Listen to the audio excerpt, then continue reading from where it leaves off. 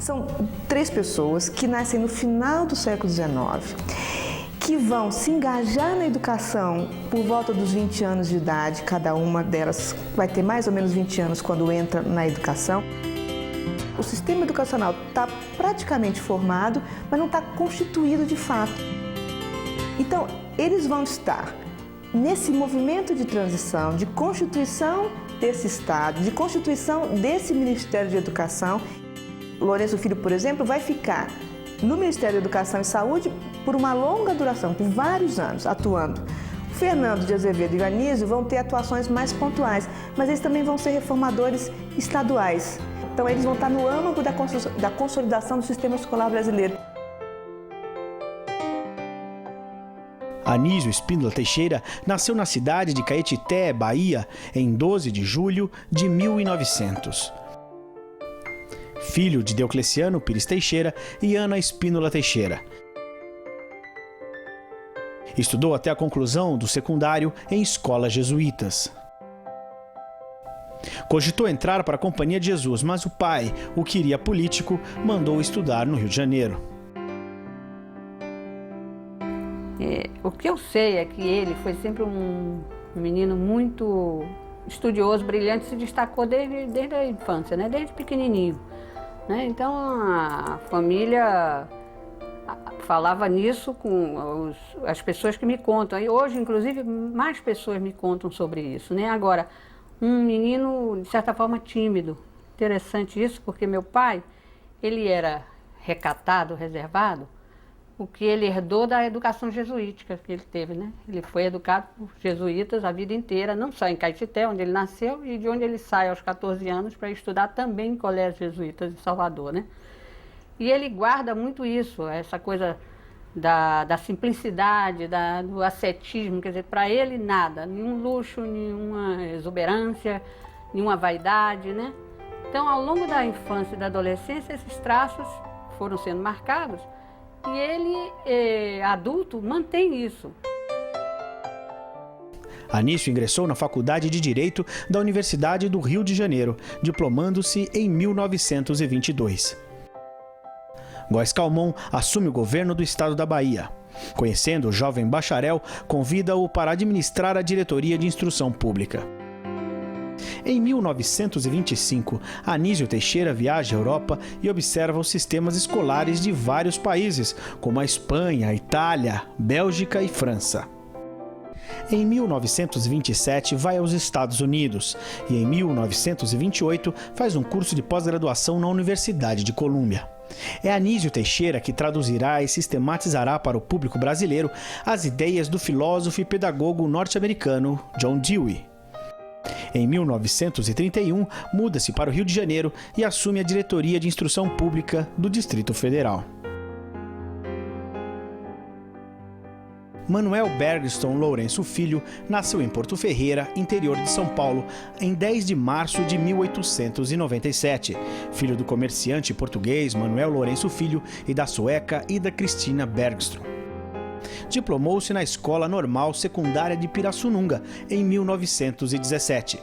Neste mesmo ano, matricula-se na Faculdade de Medicina para estudar psiquiatria. 2 anos depois, abandona o curso e ingressa na Faculdade de Direito de São Paulo.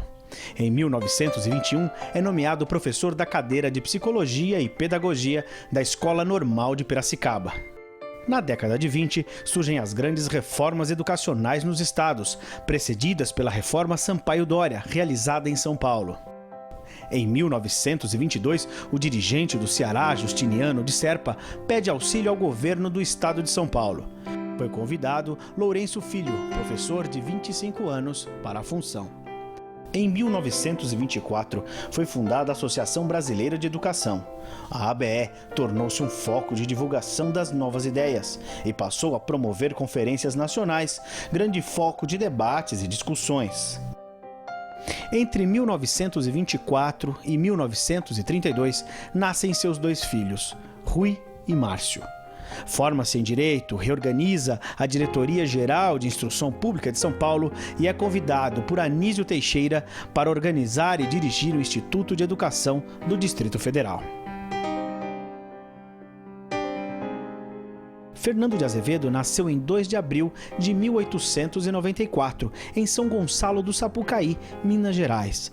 Filho de Francisco Eugênio de Azevedo e Sara Lemos de Almeida. Ingressou no curso ginasial em um internato jesuíta no Rio de Janeiro. Prestes a concluir seus estudos, Fernando desejou ser jesuíta e entrou para a Companhia de Jesus, na cidade de Campanha, Minas Gerais. Em 1914, renunciou à vida religiosa e ingressou na Faculdade de Direito no Rio de Janeiro. Voltou para Belo Horizonte, onde assume o ensino de latim e psicologia no ginásio do estado. Volta para o Rio de Janeiro e novamente para São Paulo, onde conclui o curso de Direito em 1918. Em dezembro de 1916, Azevedo conhece a jovem Elisa Assunção Amarante Cruz. Casaram-se em setembro do mesmo ano.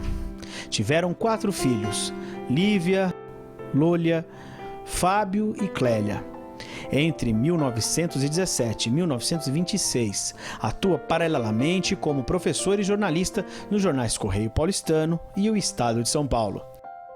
Em 1927, assume a diretoria de instrução pública da capital.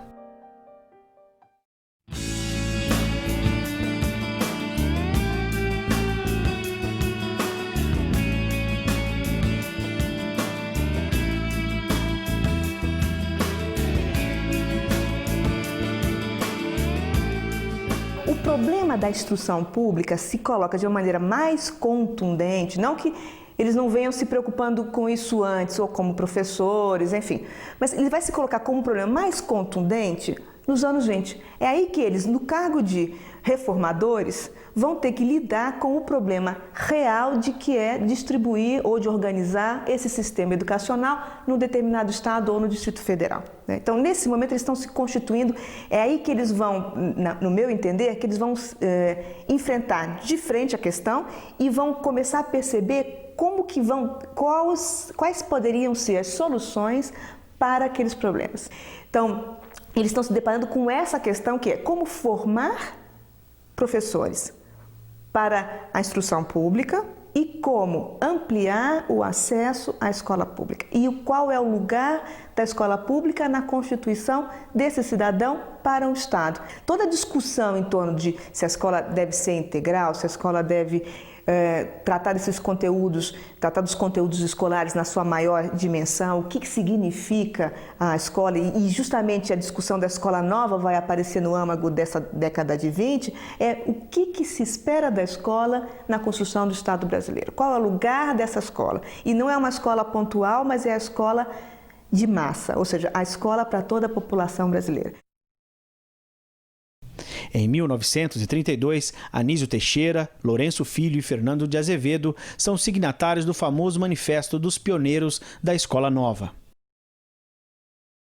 O Manifesto de 32 vai ser uma das evocações, ou uma das evidências desse movimento. Então, o Manifesto de 32, na minha compreensão, o Manifesto dos Educadores, dos Pioneiros da Educação, de 32, ele tem uma dimensão de afirmação de princípios da escola nova, mas ele também é uma carta-documento no sentido de que ele é uma carta política de uma proposta de organização da educação no país, e ele também é uma carta-memória, porque ele acaba entronando uma representação do que deve ser a educação nesse país.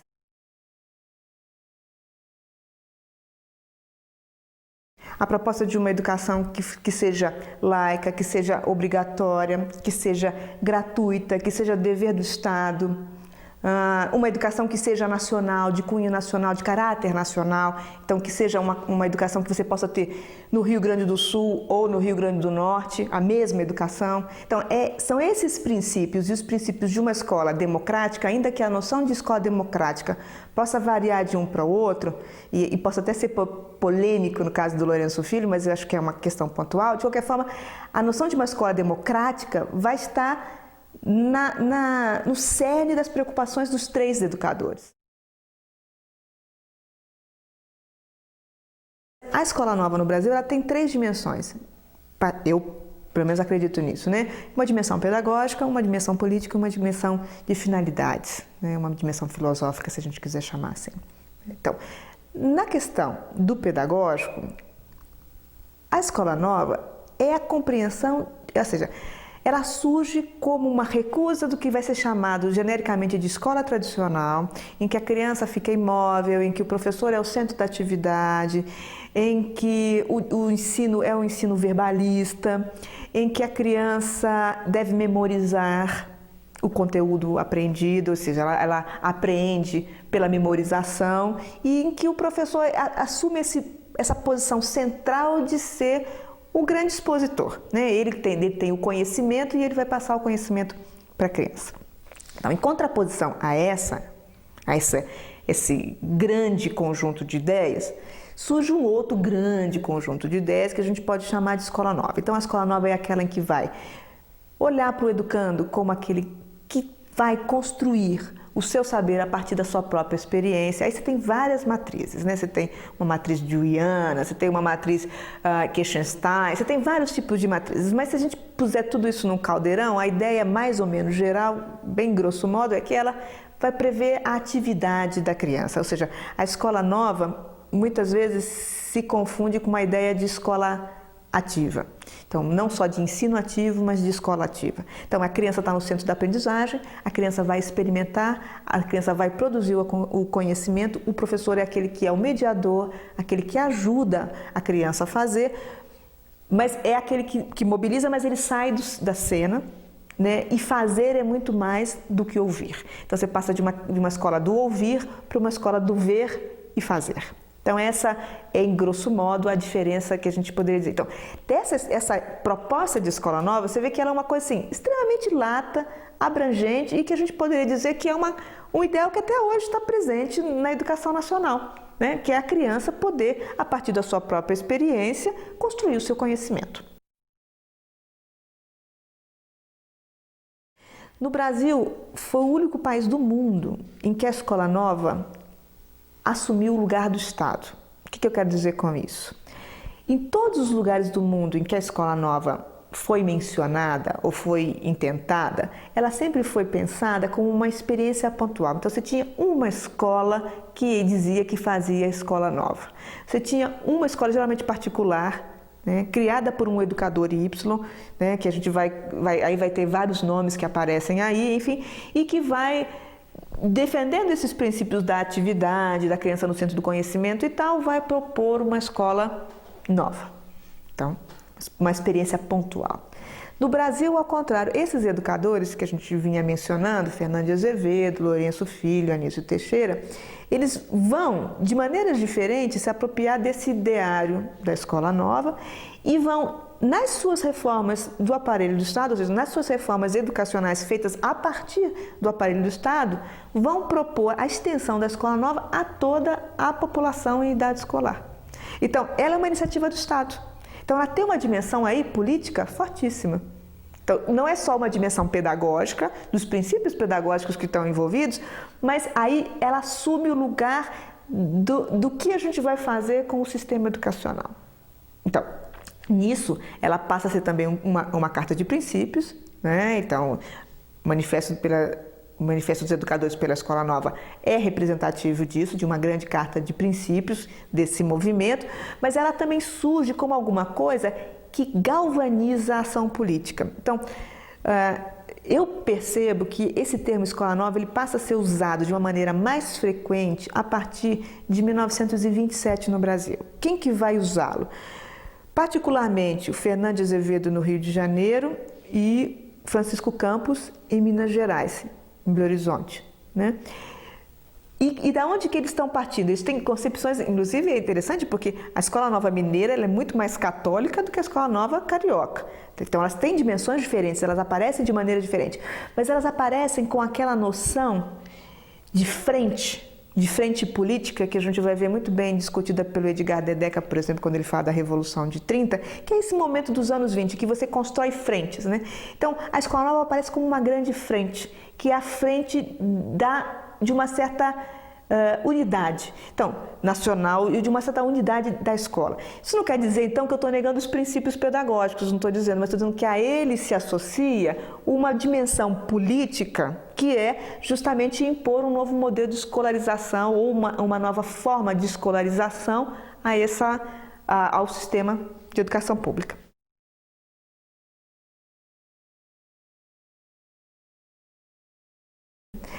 Mas a escola nova, então, nesse processo dessa dimensão política, e particularmente a partir de 30, quando se cria o Ministério da Educação e Saúde, né, e que você vai ter uma disputa, então, para quem vai estar nesse aparelho estatal, que já não é mais de cada estado ou do Distrito Federal, mas que é de âmbito federal, né?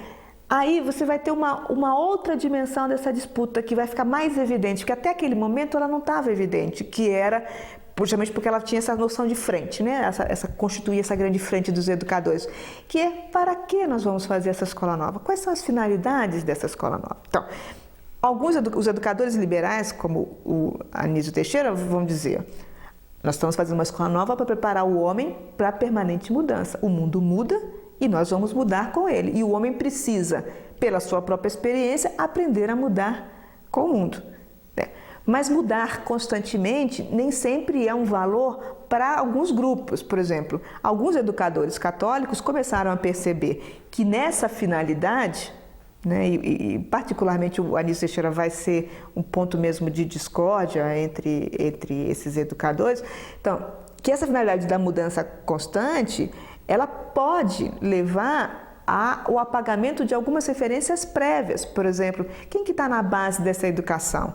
Então agora é o homem e as suas mudanças, mas aonde está então, a presença divina, a inspiração divina? Ela inspira o homem ou não? Então essa educação que é preparar o homem para as mudanças, para uma sociedade em mudanças, ela é uma educação que vai colocar os homens contra os homens? É uma educação que vai ser individualista? E os princípios da solidariedade cristã? E os princípios, por exemplo, dessa inspiração divina? Onde vão estar? Então, essa discussão começa a aparecer como um problema grande, justamente porque, uma vez que está criado o Ministério da Educação e Saúde, e que a gente precisa dizer, então, quais vão ser as finalidades dessa escola nova, aí a gente precisa discutir os princípios.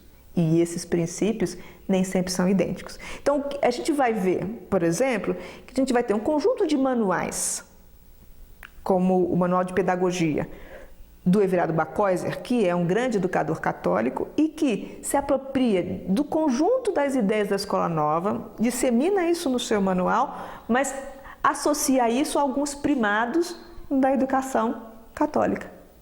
Então, não dá para a gente dizer que a disputa entre católicos e pioneiros, que é uma coisa que só se evidencia a partir de 32 com essa força que a gente conhece hoje, nessa disputa entre católicos, em que foi memorizada, como eu já disse anteriormente, né, foi tornada memorável pelo Fernando de Azevedo na cultura brasileira, ela só aparece mesmo a partir, ela só fica evidente a partir de 32. Mas quando você olha o material produzido por esses educadores, você vai ver que há uma permeabilidade dos princípios pedagógicos que atravessa um e outro. Ou seja, não dá para você dizer que a educação, que os católicos não tivessem sensíveis às novas perspectivas de ensino que a escola nova trazia.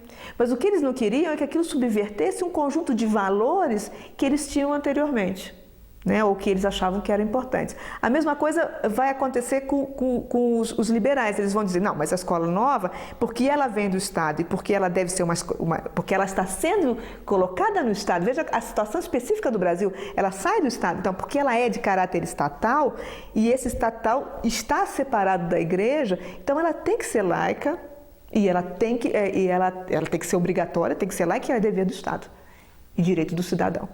Então aí entra em conflito a escola pública com a escola particular, o princípio da educação laica e da educação religiosa. Eu acho que são três dimensões que se a gente não compreender essas três dimensões quando a gente olha para a escola nova no Brasil, a gente não entende o que está no cerne da disputa, porque o cerne da disputa não são necessariamente os princípios pedagógicos, mas às vezes são os lugares políticos de embate ou seja, os valores que estão envolvidos nessa escola. A partir daí, a gente pode entender a atuação deles nos vários níveis que eles vão ter depois ao longo da sua trajetória de vida, porque são essas discussões iniciais que os vão constituir mesmo enquanto reformadores, enquanto políticos da educação. Não somente enquanto professores, que cada um deles, os três vão ser o tempo todo professores, mas enquanto políticos da arena educacional. Então, é nesse conjunto que a gente vai entender, por exemplo, depois a atuação do Lourenço Filho no Estado, ou seja, a preocupação com a construção do Ministério da Educação e Saúde em 1930, a preocupação de criar uma educação que fosse uma educação semelhante, na verdade igual para todo o país, e o Ministério da Educação e Saúde ser o lugar a partir do qual se vão emanar as leis que vão reger essa educação nacional, né? Isso vai fazer com que eles, de uma certa maneira, se interessem ou namorem com esse Estado, com esse Ministério da Educação e Saúde. No caso do Lourenço Filho, esse namoro vai ser um namoro mais concretizado, então ele vai entrar para o Estado já em 1932, 32, o Lourenço Filho já está no Ministério da Educação e Saúde e ele vai, inclusive, ir a empréstimo para a Diretoria de Instrução Pública do Distrito Federal para auxiliar o Anísio Teixeira, que o Anísio Teixeira vai fazer uma reforma no Rio de Janeiro. Então, são várias reformas, isso às vezes é confuso, porque são várias reformas. Anísio Teixeira vai fazer reforma na Bahia nos anos 20, mas nos anos 30 ele vai estar no Distrito Federal fazendo também uma reforma de instrução, de educação pública no Distrito Federal.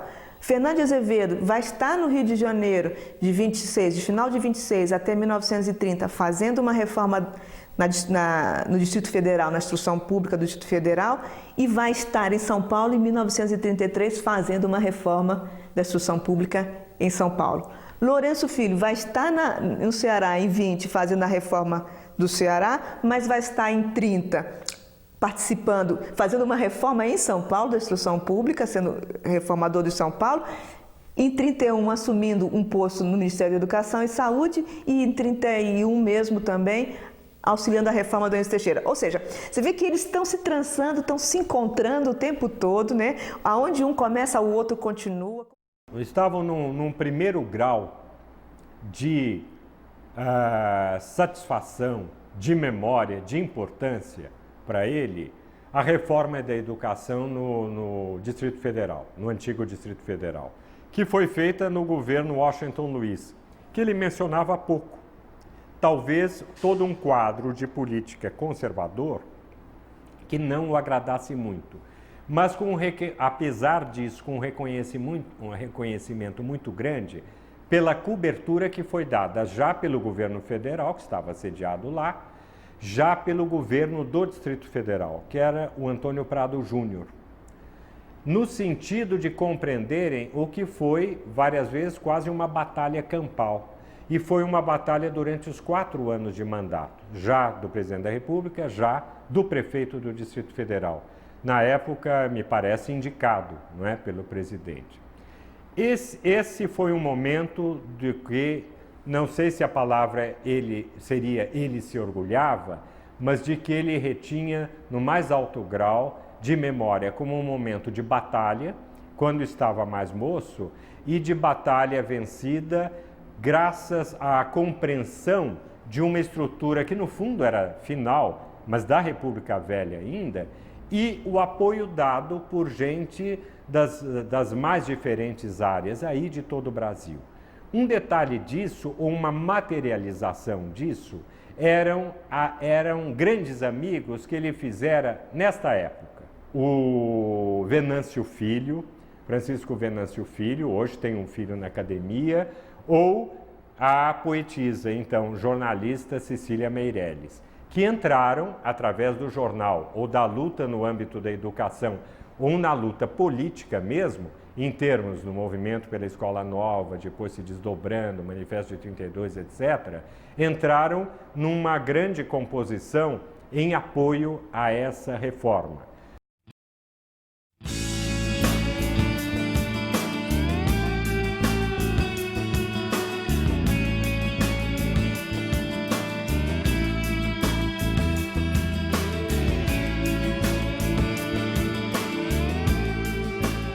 A obra de Anísio Teixeira se exerceu em todos os planos, desde o ensino pré-primário até a criação da Universidade do Distrito Federal, em 1935, quando o Instituto de Educação ganha nível universitário, integrado a ela como escola de educação. Fernando de Azevedo, que se recolhera ao magistério, foi um dos organizadores da Universidade de São Paulo em 1934, dirigindo o Instituto de Educação e ocupando a cadeira de Sociologia na Faculdade de Filosofia, Ciências e Letras. Grosso modo, a gente também podia pensar num segundo período, que vai mais ou menos de 1935 a 1945, que engloba, então, o Estado Novo, mas que antecede um pouquinho o Estado Novo. Por que ele antecede? Porque em 1935 você já tem um conjunto de questões que já estão, de questões sociais, políticas, econômicas, enfim, que já estão aproximando o que vai ser depois a Constituição do tal do Estado Novo, em 1937, pelo Getúlio Vargas, né? Então, assim, em 1935 você já tem um conjunto de perseguições políticas, a preocupação com os comunistas vai ser muito grande, então você vai ter um conjunto de educadores perseguidos, é o caso do Edgar Susequim de Mendonça, é o caso do Pascoal Leme, e é o caso do Anísio Teixeira, que inclusive em 1935 ele vai se demitir do cargo de diretor de instrução pública do Distrito Federal e vai sair fugido do país em direção à Argentina e depois vai continuar fugido durante todo o Estado Novo. O Anísio Teixeira, a partir de 1935, ele abandona a arena educacional, ele vai passar por um período em que ele vai ficar trabalhando numa empresa de mineralogia, enfim, e ele só vai voltar em 1946, a chamada da Unesco e também a chamada do governo do estado da Bahia para assumir de novo a Secretaria de Educação. Nesse período, nascem seus 4 filhos, Marta Maria, Ana Cristina, Babi, Carlos Augusto e José Maurício. Não, meu pai não se queixava. Nunca, não me lembro de ter ouvido ele fazendo queixa. Ele não era uma pessoa amarga, não tinha mágoa. Ele, dessa época, não recordo, mesmo na repressão da década de 64 em diante, ele falava dos horrores que ele achava que era aquela situação. Mas não pessoal, não se lastimando a nenhum, que fizeram isso comigo. Não fizeram isso comigo, fizeram isso com o meu país. O Anísio Teixeira é de todos os educadores, o que até hoje, né, ficou com a aura de educador ou do escolonovista de esquerda, né, que é aquele que tem mais a aura de esquerda, porque ele foi muito perseguido, ele foi perseguido durante esse período e ele acabou ficando alijado das questões educacionais. Nesse período, você vai ter, então, cada vez mais a constituição de um Estado forte, a preocupação de que essa educação também ela é chamada a fazer parte do Estado, claro, como já estava antes nas reformas educacionais, mas essa educação ela vai assumir um caráter nacionalizante cada vez maior, né? Então, a perseguição, o fechamento das escolas estrangeiras no país, a preocupação de movimentos de manifestação pública, então, desde 1935, a partir de 1935, mais claramente, as manifestações de coral, por exemplo, do Villa-Lobos, no Rio de Janeiro, esses movimentos nacionalistas, e a escola vai aparecer como lugar fundamental de constituição desse ser nacional. Então, isso vai ser uma grande aposta do Ministério Capanema, fundamentalmente do Ministério Capanema, de preparar essa nação dentro de princípios que vão resvalar pela eugenia, pelo controle da prole, pelo controle da mulher, do casamento, por uma noção de relação entre Estado e educação muito estreita, em que o Estado também é responsável pela construção da segurança nacional e a escola também. Lourenço Filho permaneceu no governo de Getúlio Vargas, o que lhe rende críticas até hoje.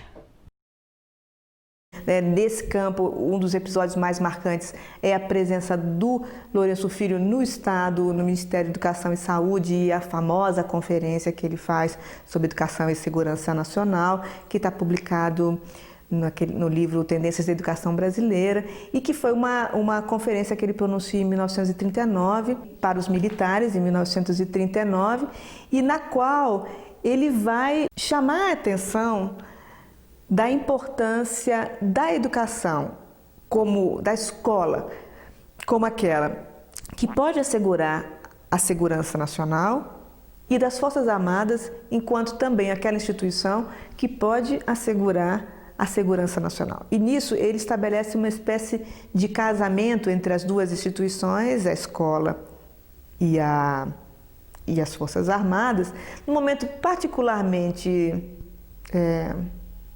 complicado do Brasil, no qual o Estado é um Estado autoritário, né? A gente tem que lembrar que fora do Brasil a gente está vivendo também a Segunda Guerra Mundial, em que essas nações autoritárias também estão em emergência, né? Estão em conflito, né? E que esses modelos de Estado estão emergindo e estão, de fato, estão em conflito, né? Quer dizer, como que o Estado administra a nação? Qual que é o modelo de administração que esse Estado deve ter e como que ele vai lidar com o seu cidadão? E qual o papel da escola nesse Estado e qual o papel das Forças Armadas nesse Estado? Então, essa conferência é uma conferência pela qual o Lourenço Filho é muito criticado, foi muito criticado na época e continua sendo muito criticado nos anos que se seguiram, né? Então, se o Anísio Teixeira, ao ser perseguido em 1935, assumiu essa aura de esquerda que permaneceu até os dias de hoje, o Lourenço Filho, ao proferir essa conferência em 1939, assumiu uma aura de direita que acabou carregando para o resto da sua trajetória educacional.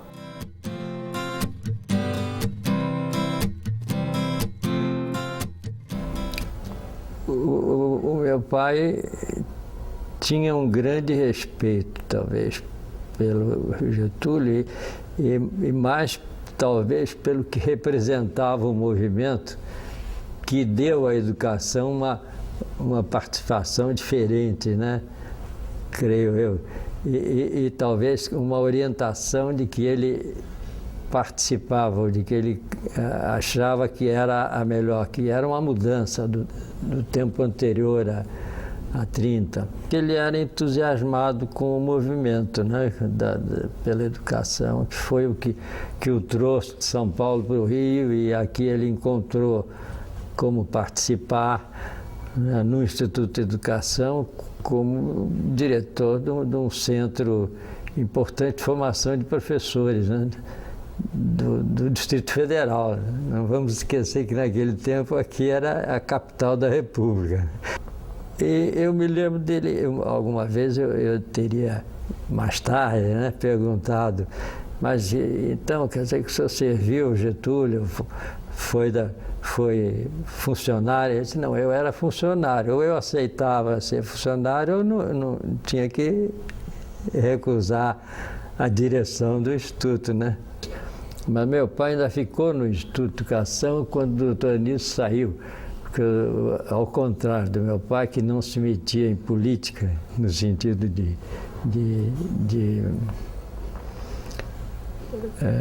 partido ou de orientação específica, quer dizer, ele talvez dissesse assim, a minha política é da educação, eu sou um educador. E o Lourenço Filho acreditava numa educação para todo o país. Ele acreditava em modelos de educação e ele acreditava em princípios educacionais. E eu acho que ele também acreditava que o fato dele estar no Estado permitia que essa educação tomasse cores, tomasse aspectos, tomasse formas que não seriam tão autoritárias se ele não estivesse lá. Eu acho que uma boa parte dos intelectuais que assumem o Estado, assumem cargos no Estado, durante o Estado Novo, como Carlos Drummond de Andrade, como Lourenço Filho, tinham a crença poderosa de que era importante eles estarem naquele lugar, assumindo aquele papel, né? Porque era a maneira deles assegurarem a manutenção de vários dos seus ideais. Neste período, Fernando Azevedo irá declinar de convites na administração e escreverá a série de livros A Cultura Brasileira. Nesse período, o Fernando trabalha como professor da Universidade de São Paulo e vai publicar, em 1943, a famosa Cultura Brasileira, que vai ser um dos livros sínteses, um dos livros mais importantes desse período. A Cultura Brasileira é um livro enorme, são 3 volumes, No último volume chama A Transmissão da Cultura, onde ele fala do processo educacional. Ele foi escrito a título de introdução ao recenseamento que tinha sido feito, estava sendo feito no Rio de Janeiro, sobre o Brasil como um todo, né, o recenseamento. E ele fez esses 3 tomos como introdução, e essa obra, a Cultura Brasileira, vai ser publicada em vários países do mundo, e ela vai se tornar uma grande obra de referência, não só para os estrangeiros conhecerem o Brasil, né, então a cultura brasileira, justamente, né, mas ela vai se transformar numa obra memória sobre a educação nacional. Então, durante todos os anos que se seguiram, até os anos 70, anos 80, toda vez que se falava de educação, a obra de referência número 1 era a cultura brasileira. Ali que estava a grande síntese e ali que estava a grande memória.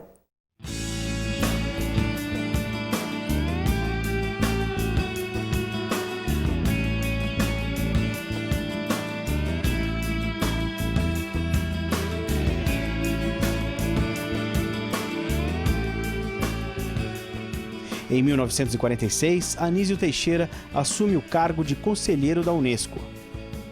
Nesse mesmo ano, volta ao Brasil e torna-se secretário de Educação e Saúde do Estado da Bahia. Em 1950, cria o Centro Educacional Carneiro Ribeiro, em Salvador, conhecido como Escola Parque. Ele vai criar, nessa Secretaria Estadual da Educação, uma das experiências que vai ser uma das experiências de mais renome, que é o Instituto Educacional Carneiro Ribeiro, que é uma escola-parque. Então, a famosa escola-parque da Bahia, que a gente sempre vê falada em tudo que é programa sobre educação na Bahia, aparece a escola-parque. A escola-parque só foi desativada em 1998, então ela teve uma longa duração. E ela retoma um princípio que estava posto já em 1931, quando o Anísio faz a reforma no Rio de Janeiro, no Distrito Federal, era de que a educação, primeiro que você devia dar a educação integral para as crianças. Mas essa educação integral devia ser pensada dentro das condições específicas do Estado brasileiro, ou seja, dentro do Estado pobre, como o Brasil. Então, como você viabilizar uma educação de cunho integral? Então, a ideia é que você tivesse uma escola-parque que fosse nuclear, de 4 escolas-classes que estavam a elas associadas. Então, como funcionava? Então, crianças da escola-classe iam, por exemplo, 2 escolas-classes tinham aula de manhã e à tarde essas crianças das escolas-classes iam para a escola-parque, usufruindo dos equipamentos. Então, ali aprendiam artes, dança, música, enfim, um conjunto de esportes, educação física e tal. Já as outras crianças que das outras 2 escolas-classe, teriam aulas à tarde e no período da manhã elas frequentariam e teriam esse conjunto de outras atividades. E a escola-parque tinha uma característica também importante da Bahia, que ela previa nas instalações que as crianças pobres, as crianças que não tinham poder aquisitivo, enfim, pudessem inclusive ficar na escola, que ela podia ser inclusive um lugar de acolhimento dessa população, para ficar na escola, enfim, e viver a escola. Então, essa experiência da escola-parque, ela vai estar no imaginário das outras experiências de educação integral que a gente vê depois. Então, por exemplo, quando o Darcy Ribeiro vai fazer o Brizolão no Rio de Janeiro, a escola-parque é uma referência que está presente.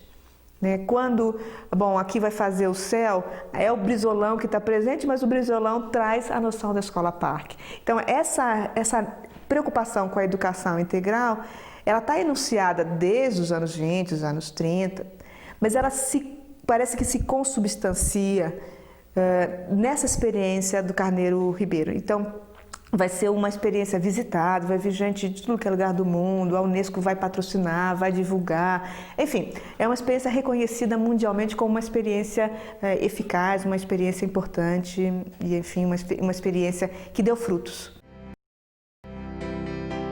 Em 1951, Anísio Teixeira cria e dirige a CAPES e no ano seguinte assume o cargo de diretor do INEP, onde ficou até 1964. Anísio foi um dos idealizadores da Universidade de Brasília, fundada em 1961. Com o golpe de 64, vai para os Estados Unidos lecionar nas universidades de Colômbia e Califórnia. Voltou ao Brasil em 1965. Anísio Teixeira morre em 11 de março de 1971 de modo misterioso. Seu corpo foi achado no poço de um elevador. A polícia considerou a morte acidental, mas a família suspeita de que ele foi vítima da repressão. Eu acho que não foi um acidente, né? Meu pai foi encontrado, todo mundo diz, caiu no elevador. Não, o elevador de fato tinha um defeito, né? Tinha apresentado esse defeito 6 meses antes, a porta se abria sem a pessoa, sem o elevador estar. Então poderia, como meu pai tinha essas coisas de distração, a família às vezes ficou naquela dúvida, será que foi mesmo? Ele abriu a porta e não estava, e dizem que há um vácuo, então ele poderia ter caído. Mas há várias coisas, né? Meu pai foi encontrado sem sapato, meu pai não cai no poço, em cima da viga que dividia o poço, né?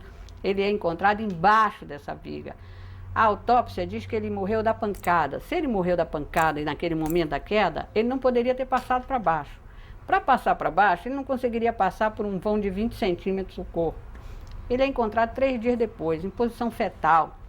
Há várias contradições, né? Uma coisa que difícil até para eu falar nisso, que me mobiliza muito, mas eu acho que meu pai teve algum outro tipo de morte, né? Ele sai da Fundação Getúlio Vargas para ir fazer uma visita protocolar a Aurélio Buarque de Holanda e não chega lá. O que aconteceu aí, eu só quero lembrar que meu pai desaparece no dia 11 de março, é encontrado no dia 14. 11 de março de 1971. Em 20 de fevereiro, desaparece o Rubem Paiva. Pedagogo, sociólogo, ensaísta, biógrafo, historiador, jornalista. Lourenço Filho escreveu dezenas de livros. Sua obra é uma das mais importantes contribuições para a construção de uma reflexão psicológica e sociológica sobre educação, em especial uma educação brasileira. Lourenço Filho viveu seus últimos anos no Rio, aonde faleceu em 3 de agosto de 1970. Fernando Azevedo, a convite de Anísio Teixeira, organiza o CRPE, Centro Regional de Pesquisas Educacionais Professor Queiroz Filho, em 1956. Fica ali até 1961. Em 1966, volta ao jornalismo escrevendo para vários jornais. Fernando Azevedo faleceu em São Paulo, no dia 19 de dezembro de 1974. Nesse período que vai de 45 a 70, você vai ter, primeiro, a redemocratização. Quer dizer, claro que depois de 64 você tem de novo a ditadura, mas a ditadura militar. Mas nesse primeiro momento, 46, é um momento de redemocratização, ou seja, é o fim do Estado Novo, é o começo de um novo governo, de uma nova proposta de sociedade, e nesse bojo de um novo governo, de uma nova proposta de sociedade, começam as discussões em torno de uma primeira lei geral de educação no Brasil. Quer dizer, que a gente vai chamar de Lei de Diretrizes e Bases, que vai ficar conhecida como a 4.024, que vai ser proclamada em dezembro de 1961, ou seja, então de 46 a 61, não de 46, 47 a 61, você vai ter um longo período de trâmite dessa nova lei, né, que é pensada como uma grande lei geral que vai reger toda a educação nacional. Então, aí as disputas de novo continuam acirradas, porque é de novo na construção dessa lei que você vai organizar o Estado brasileiro e, mais do que organizar o Estado brasileiro, nesse caso, organizar a educação nacional. Então, os grupos, o Lourenço Filho vai ser chamado a presidir a comissão que vai elaborar o anteprojeto da lei. Esse anteprojeto é elaborado e aí, por indas e vindas, esse projeto se perde, esse projeto ninguém encontra mais, esse projeto desaparece, ele tem que ser refeito, aparece o famoso substitutivo Lacerda, ou seja, são 13 anos de discussão, 13 anos de disputa, 13 anos de luta mesmo, em torno do que será o grande projeto da educação. E é interessante que finalmente a LDB, a primeira LDB, ela é proclamada, né, promulgada em 1961, E aí, 3 anos depois, você tem a ditadura militar e um novo processo de reconstrução e uma nova discussão em torno de uma nova Lei de Diretrizes e Bases, que no final vai ser instituída em 1971, né, que é a 5692, que cria o que a gente chama de primeiro e segundo grau, que agora já é diferente. Mas enfim, então esse longo processo até chegar ao fim da LDB é um processo de idas e vindas no que é o grande projeto da educação nacional. Então, o substitutivo Lacerda, que vai ser uma das coisas mais comentadas desse período, ele vai tender a favorecer, ele é um substitutivo imposto pelo Carlos Lacerda, que pretendia dizer que o Estado não estava acima da família na organização da educação, mas que a família precedia o Estado no que devia ser a compreensão do processo educativo, né? Então, nessa mudança do Estado da proeminência para a família da proeminência na diretriz, na organização, na normatização do processo educativo, estava também, de uma certa maneira, né, a presença da Igreja Católica, né, que ao favorecer então a família, dizia a família pode escolher que tipo de educação pode dar ao seu filho, se ela quer uma educação de cunho laico ou de cunho religioso, se a família quer uma educação pública ou privada, e o Estado deve, da mesma maneira, contemplar os vários grupos.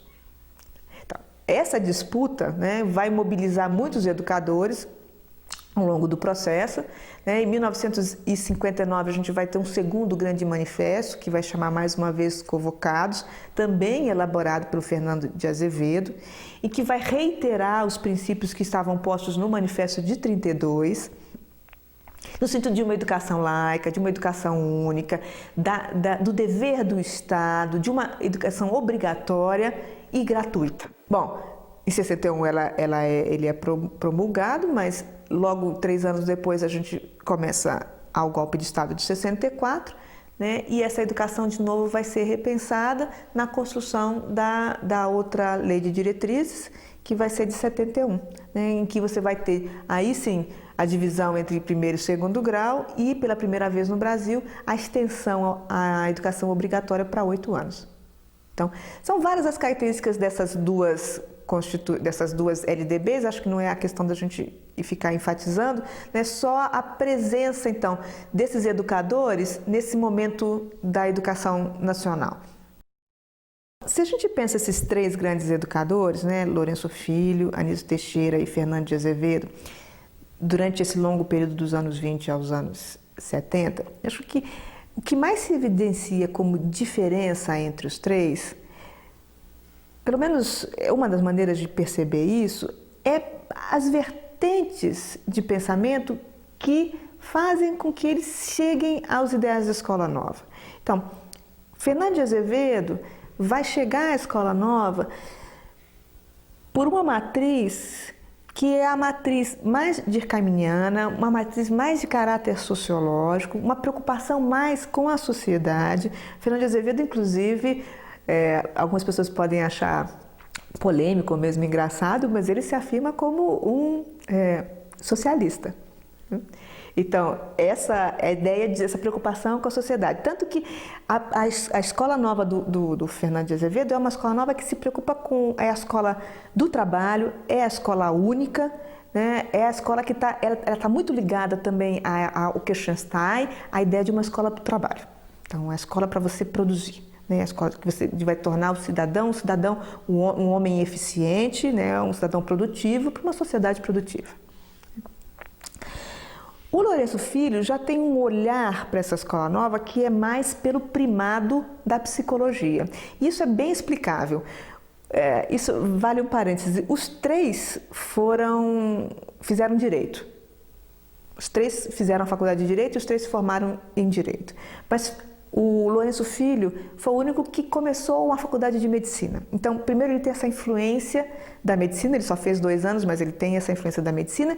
E Lourenço Filho é o único que fez escola normal. Ele fez escola normal primária e fez escola normal secundária. Ele é um professor.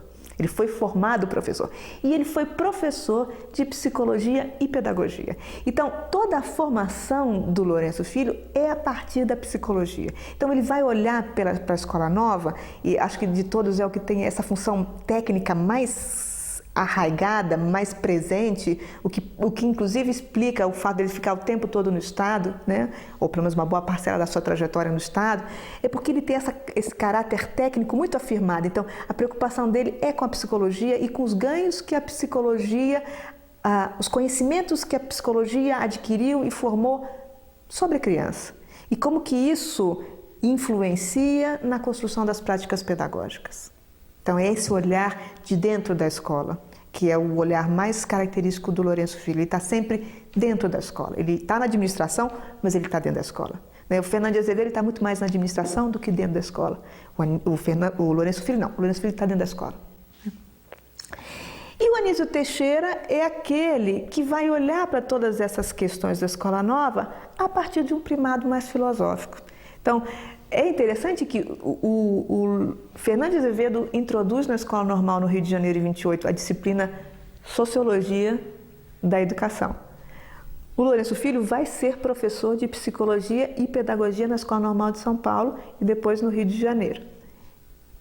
E o Lourenço Filho e o Anísio Teixeira vai ser professor de Filosofia da Educação. Ele vai dar aula de Filosofia da Educação, o contato que ele tem com o Dewey quando ele vai para os Estados Unidos. Ele não encontra o Dewey pessoalmente, ele tem um contato com a literatura, ele lê muito e ele vai traduzir, vai trazer algumas obras do Dewey para o Brasil também.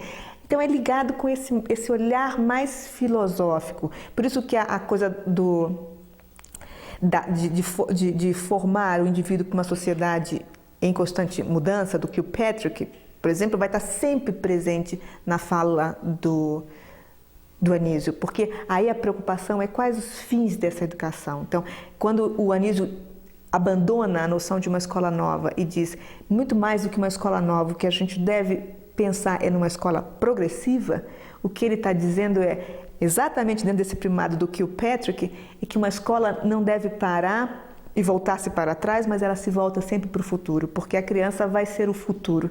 Então, é esse olhar para o futuro, para a finalidade, para o fim dessa educação que está o Anísio Teixeira. Então, se o Fernando de Azevedo está mais preocupado com a sociedade, né, o Anísio Teixeira está mais preocupado com a finalidade. Para onde que vai caminhar esse homem?